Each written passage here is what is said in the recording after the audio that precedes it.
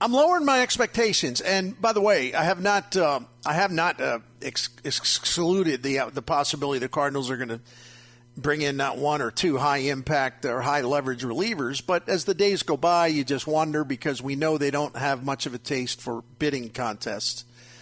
And all of the many or most of the high caliber relievers are still out there because obviously they think the market is going to spiral and they're going to cash in more than maybe they thought at the beginning of the offseason. So the prices are probably going to go up. Now, some would argue with that or debate that or question that. They'd say, well, Bernie, you might have it wrong. Maybe they're waiting and waiting and waiting for the prices to go up, but the prices aren't going to go up, so maybe they're going to have to settle. And you know what? That is a good point. Certainly, you can't rule that out. And maybe that's what the card. If I were to be more, what's the point? More polite about this, or more sympathetic? Not even sympathetic. Bad word. But I'm to be more polite about this, I would say, yeah, maybe the Cardinals will luck out. Not luck out, but maybe they will have calculated properly, because maybe the price on some of these relievers will drop, and some of these relievers will be scrambling to get the best deal they can, even if it's not the deal that they and their agents imagine. I don't know which way that's going to go. We'll have to wait and see. The thing that strikes me, and I'll keep this brief because we'll come back to it. I want to clear the decks for Howard Richards at 4:00.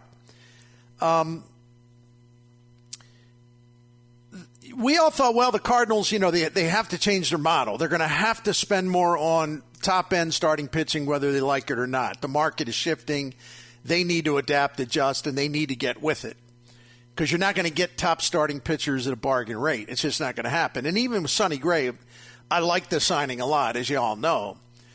But he was kind enough to give them a big deferral, and they only have to pay him $10 million for his first season. And if you look at the 5 guys that they have lined up in their rotation right now, Miklasz, Gray, Lynn, Gibson, Matz, the 5 of those guys are on the books for about $62.2 million in salary for 2024.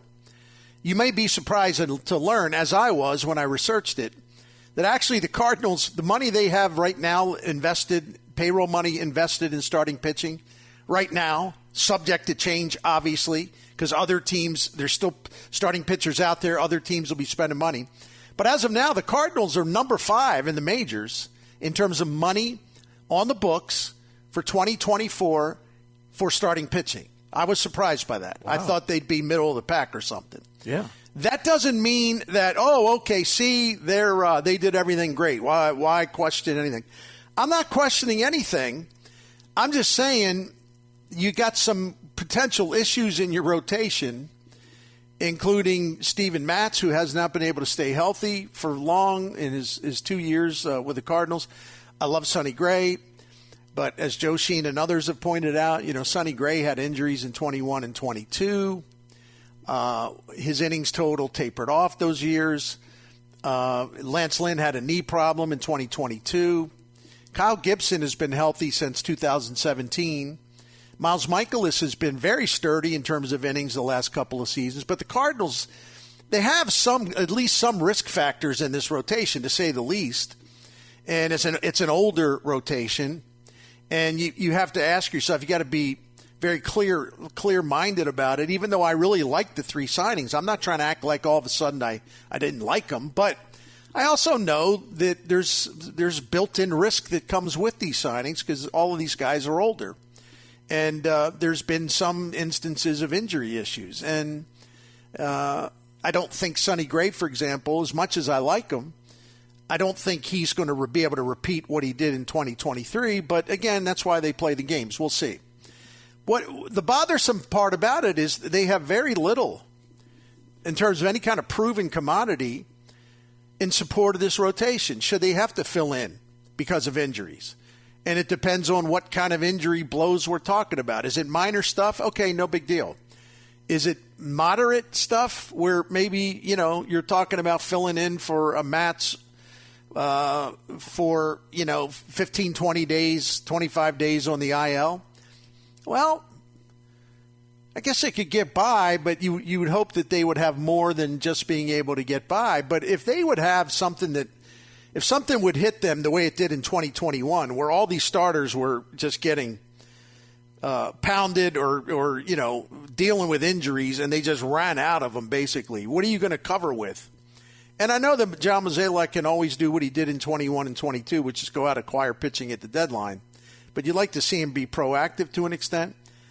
That's the part that concerns me. There's some risk factor baked into this, and they don't have much as far as I'm concerned. They don't have enough proven commodities waiting in line to fill those voids should they become necessary to do that.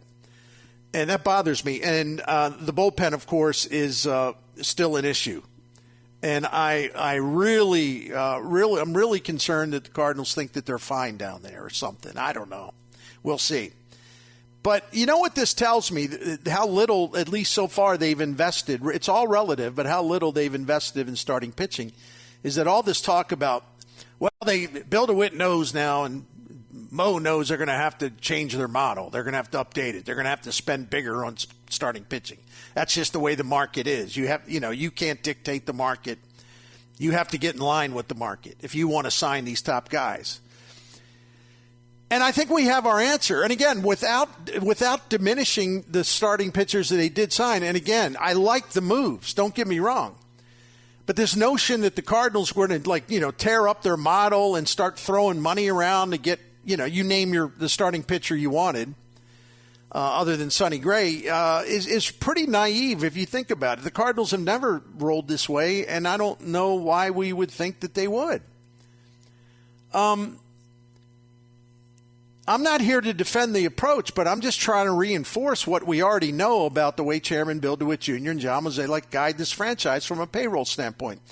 MLB Trade Rumors recently published an online list of the largest contracts ever handed out by all 30 franchises. This was about new contracts, not about inheriting a player's contract through a trade, as was the case with Nolan Arenado when the Cardinals got him. We're talking about handing out new contracts to your own guys that are about to become free agents or to a free agent from the outside. The biggest contract in Cardinals history, again, not counting guys already that came over with the contract that you inherited. The biggest contract in Cardinals history, first baseman Paul Goldschmidt, 5 years, $130 million. Now, among the other 29 MLB teams, only 4 have had a lesser total on their largest contracts. Oakland gave 6 years, $66 million to Eric Chavez. White Sox gave 5 years, $72 million to Andrew Benintendi. Kansas City gave 4 years, $82 million to Salvador Perez. And Pittsburgh gave 7 years, $100 million to Brian Reynolds. Only 4 teams have had a lower, largest contract than the Cardinals. Doesn't that tell you something? Doesn't that teach us all something about what to expect? Now, we can demand and we can implore them to spend more and to do more and to be more aggressive. But given their history, they don't do big contracts, period. And that's especially true with starting pitchers. Given their history, why would we expect them all of a sudden to just change the way they've done business all these years? Since 2011, there's only one team in Major League Baseball that's made the playoffs more often than the Cardinals. That would be the Dodgers. The Cardinals and the Yankees are next in line, nine playoff appearances. So the Cardinals get into the play. I know last year was a disaster. Believe me, I haven't forgotten. But the Cardinals make the playoffs as often as, or more than anybody really, except for the Dodgers, and they're in a tie with the Yankees. And this goes back, 13 seasons or so? So the Cardinals are still, I believe, until I have hard evidence that will get me to change my mind on this or convince me otherwise, the Cardinals are still in this mode of, we got to get in. Once we get in, anything can happen. Once we get in, we'll take our chances, because rarely does the best team win the World Series, and they're right about that. So the Cardinals, to me, and again, until proven otherwise, they're actually observing the model that they've had for all these many years. One that, in their eyes, works for them because they consistently get to the playoffs. Now, the trouble with that is they're 1-9 in their last 10 postseason games. And they've only won one postseason series since the start of the 2015 season. So it's okay to say where they're going to calibrate. Well, we get 88, 89, 91 wins. We just need to get in. We'll have a chance. So you know what their plan is? Their plan is still wishing and hoping. Wishing and hoping. That's still their plan. And you know why? Because in 2006 and 2011 when they won the World Series, and I know it's a long time ago, but that's neither here nor there, in the memories of the gentlemen who are running the franchise from a baseball standpoint, they remember 2016 won 83 games, but they got in and then caught lightning. 2011 team barely made the playoffs, but they got in, and we remember what happened. So those experiences are still embedded in their minds and their hearts. So they think you can do it again. And maybe they're right. Maybe they're not wrong because Arizona Diamondbacks, Texas Rangers competed for the World Series last year. Diamondbacks won 84, Texas won 90. If anything, that would reinforce the idea in Bill DeWitt's mind, John Mozeliak's mind. It's like, look, see, you just get in. This just shows anything can happen. That's a little too simplistic for my taste. But I'm just trying to explain what I think's going on in terms of their thinking. I'm not endorsing it. I'm just explaining it. So let's take a break here, and we'll revisit this. But again, why would Bill DeWitt change at this point? And there's nothing to suggest, given his spending history, there's nothing to suggest that he will. This is in his DNA, and he's had a hell of a lot of success with it. The success has been waning in terms of the postseason, but bottom line, there has been a lot of success with their model, and they still apparently think it can be tweaked a little here and there, but it's still successful. That's a big gamble in itself. Well, the Cubs haven't done anything. I know they hired counsel, but everyone expected them to go out and spend all this money, and they haven't done it. The Brewers are offloading payroll. They're offloading salary. Boy, the Reds still haven't really done anything to upgrade their rotation. I know there's time, but, Bill, I think maybe 88 wins ought to do it in the NL Central in 2024. Maybe 90. All we got to do is get in. Take our chances, just get in, and it's postseason randomness, and it still exists. And I still remember 2006 and 2011, Bill. I think we're good with what we have. I hope that conversation ain't taking place. That's scary, but yeah, I could maybe see that. You know what? We're kind of leaning that way, aren't we? I want to show more respect to Bill DeWitt than to assume that he's headed that way again. Speaking of spending, I do like this note. Okay. It has nothing to do with the Cardinals other than to remind everyone you can spend whatever the heck you want to as far as being excessive, exorbitant, out of your mind, whatever you want to do. The story last week, and I never talked about it because, it's just one of those weeks, and it's still one of those times where, sports news comes and goes. There's days off because of the holidays, whatever. So there were 8 major league teams last year that paid penalties for the luxury tax calculations for the 23 season. And the 8 teams that went over the competitive balance tax threshold, they're going to combine, they have to pay the 8 of them together. It's a combined nearly just under $210 million in penalties. Associated Press baseball writer Ron Bloom had the skinny on that. Both the total number of tax-paying teams and the total sum of money that they owe are new records, surpassing the previous highs of 6 teams that had to pay that tax 2016 and 2022. And until this past season, the highest payroll tax levied against major league teams in a season was the 2022 season, $78.5 million. So it goes from $78.5 million in 2022 in penalties all the way up to, I'm going to round it off and call it $210 million. That's a huge increase. Well, how did those teams do? The New York Mets are paying, they owe $100 million, almost $100.1 million in penalties. Oh, but that's okay because they at least they made it to the World Series. Oh, that's right. They didn't even make the playoffs. Oh, $101 million in penalties for exceeding the salary tax threshold.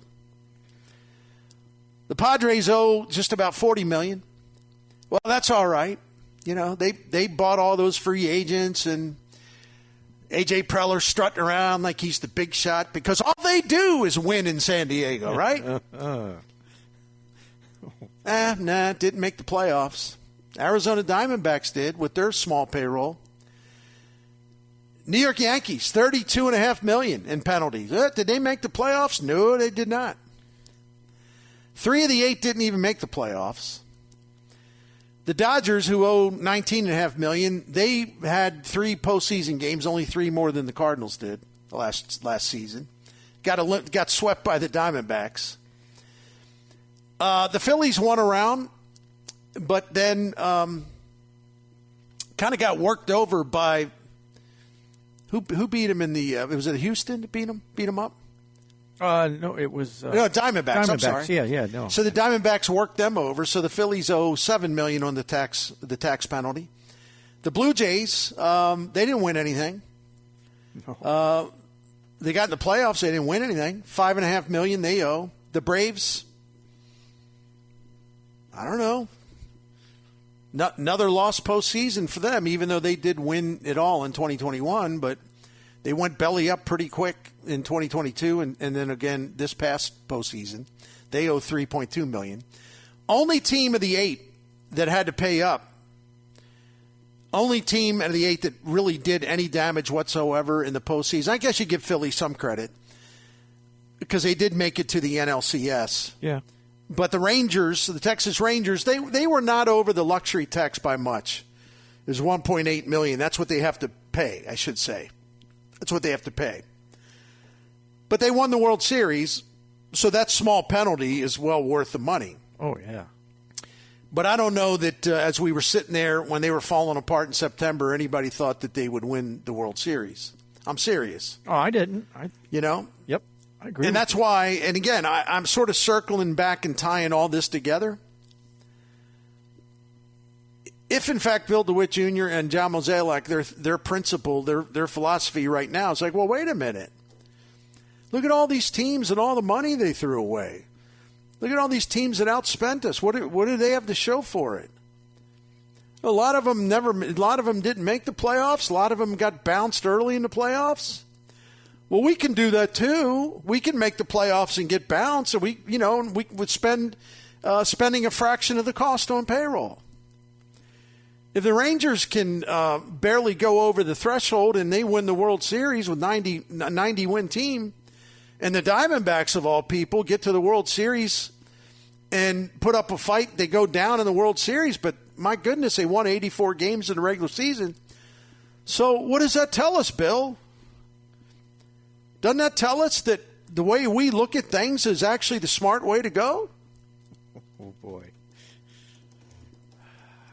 I'm playing devil's advocate here. I know you are, but I think you're scaring a lot of Cardinal fans. But there's also reality in that. There's also some truth to that. I'm serious. There is. There is?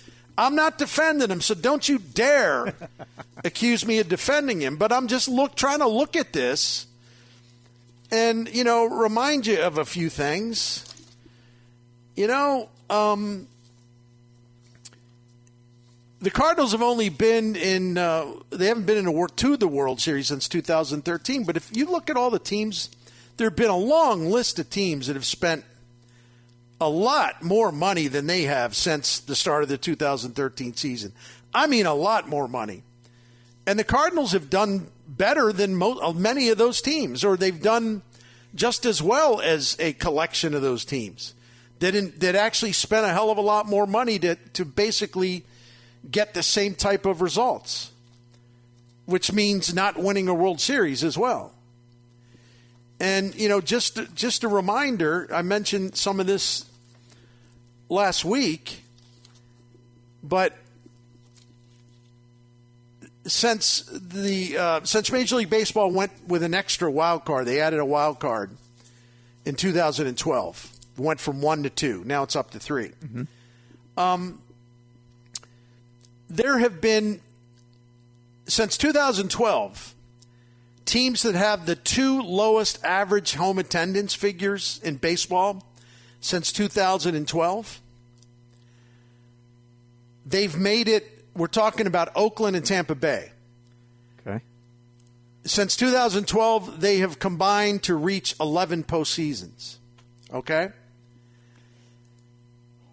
The New York Yankees and the New York Mets over the same time have combined to make the playoffs 11 postseasons. Yes, the same as the A's and the Rays, okay? How about that?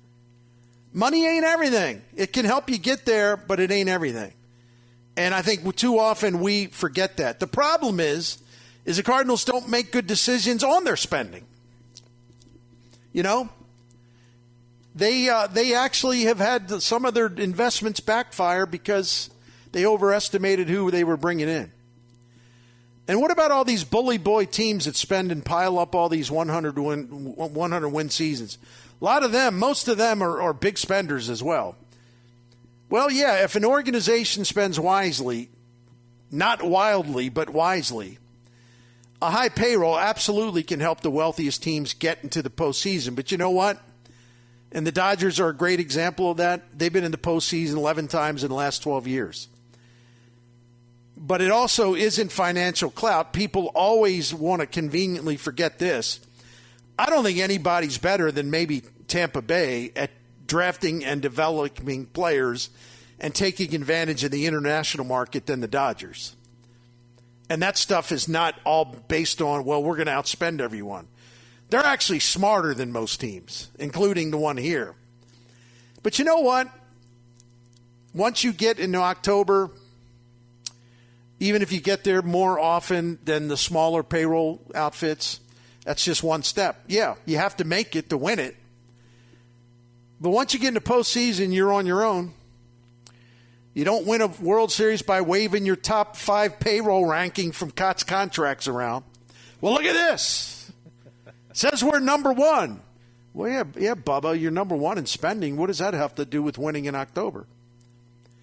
You got to earn the prize.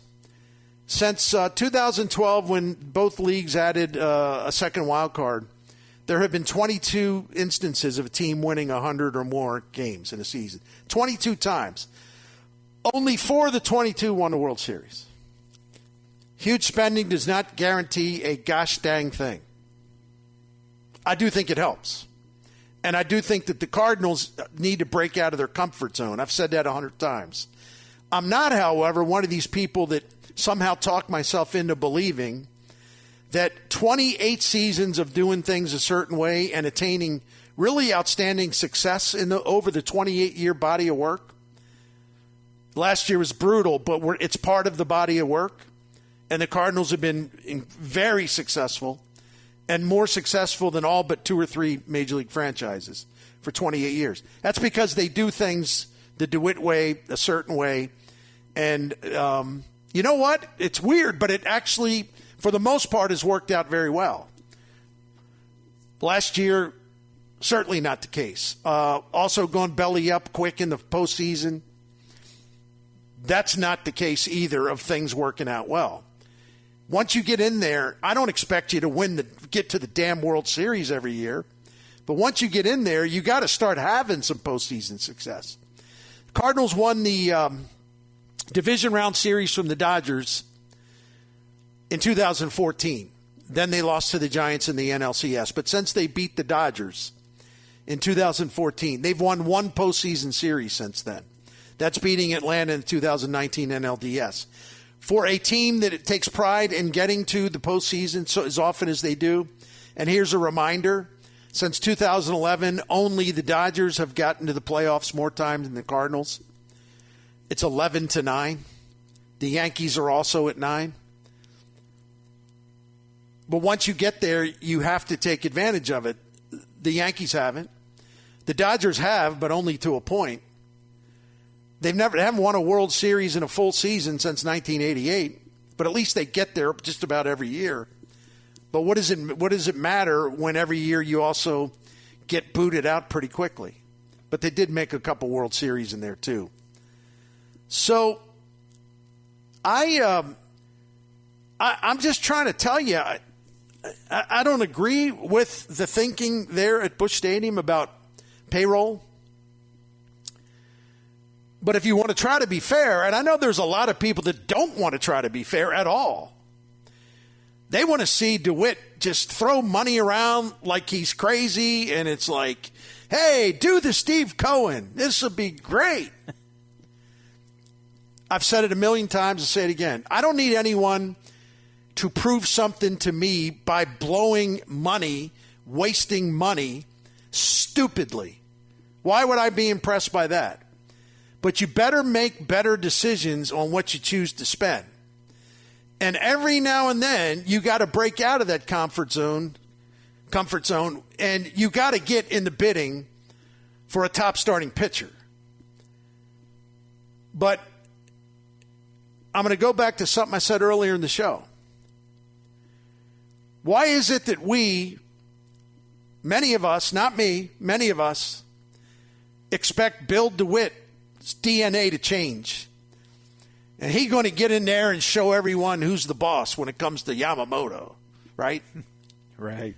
You think I'm afraid of the Dodgers? I'm going to spend whatever it takes. I'm going to outbid them, and I'm going to outbid them by a mile. Who of sound mind actually thought that was even a scintilla of a realistic probability? I mean, seriously, right. You got to go get some help if you actually fell for that crap. You know what the largest, earlier in the show, I talked about how the largest contract the Cardinals have ever given someone who they had on their roster who had to sign a new contract or from the outside. This doesn't include Nolan Arenado because they inherited a large contract with the Rockies paying for at least a pretty good percentage of it. But I'm talking about the Cardinals' decision to re-sign their own players or to sign a free agent from the outside. The largest contract they've given out is Goldschmidt, 5 years, $130 million. As I mentioned earlier in the show, and I want to repeat it for people who missed it, there's only 4 teams. The other 29 teams, only 4 of them had a smaller total than the Cardinals in terms of the largest contract they gave out. Oakland, 6 years, $66 million to Eric Chavez. What the hell was Mr. Moneyball thinking? Right. The Chicago White Sox, 5 years, $72 million to Andrew Benintendi, one of the most overrated players I've ever seen during my lifetime. Ooh. I don't get it. Yeah, that one, I'm with you on that. I just go, he's average at best. He's the Jacoby Ellsbury, except he's not as good as Ellsbury was. Kansas City, 4 years, $82 million to Salvi Perez. Pittsburgh, 7 years, $100 million to Brian Reynolds. They're the only 4 teams in terms of, okay, what's the largest contract a team has ever given out? There's only 4 teams in Major League Baseball that have ever given out a lower top contract than the St. Louis Cardinals. They don't do big contracts. So why would we torment ourselves and fall for every stupid clickbait rumor by some fraud clown / imposter and believe, oh, yeah, they're right there. They're right there for Yamamoto. They're still in the bidding. Why would we fall for that? Why would we be so collectively dumb? All you got to do is look at Bill DeWitt's history. That ain't his thing, man. You know what the largest pitching contract he ever dished out? Adam Wainwright, spring training, 2013. 5 years, $97.5 million. Didn't even get to $100 million. That was a bargain for the Cardinals. And Waino gave it to him. Mm-hmm. And he gave it to him again in his later years, agreeing to the short money. Now, I know last year blew up and all that. So what? The Cardinals got so many good years out of Wainwright paying below market salaries. It's kind of remarkable, actually, that they were able to pull that off. Now, yeah, the Cardinals tried to spend more than $97.5 million. They pursued David Price before the 2016 season, only to have Price surprise them at the last minute. He rejected the offer, and he signed a 4-year, $121 million deal with Boston. But the Cardinals were around at least $100 million, maybe a little more than that. So they tried, but to me, it's like you either got it done or you didn't. So again, I know I'm being annoying, but the point needs to be driven home because there's not enough people that accept it or even recognize it. What is it that what we think will Bill DeWitt's going to break the model and go in a different way and get in there at the high stakes table with all these other guys, owners who throw money around like crazy? When 28 years of his business decisions with the payroll tell us he's never done it. Not really. So why would we expect him to do it now? I know what the reason is. Well, they had an embarrassing season and they want to save face and they want to prove they're committed to winning and they want to show everybody. That's not how they think.